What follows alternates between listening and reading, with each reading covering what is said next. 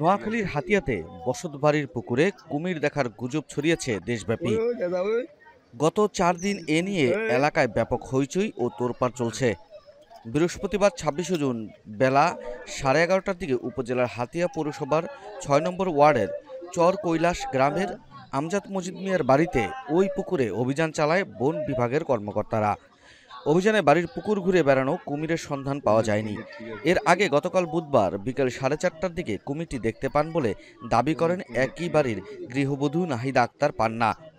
স্থানীয় বাসিন্দা শাহেদ উদ্দিন বলেন, পুকুরে জাল দিয়ে কুমিরের সন্ধান তল্লাশি চালান বন বিভাগের লোকজন, কিন্তু শেষ পর্যন্ত কুমিরের সন্ধান না পেয়ে অভিযান শেষ করে চলে যান তারা।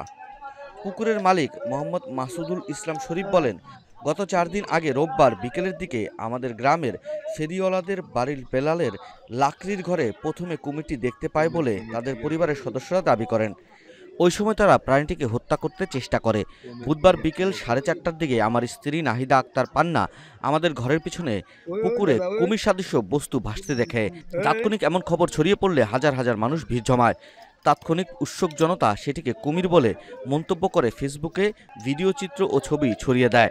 কিন্তু বৃহস্পতিবার সকাল 9টা থেকে 10টা পর্যন্ত পুকুরের চারদিকে হেঁটে পুকুরে কিছু দেখা যায়নি।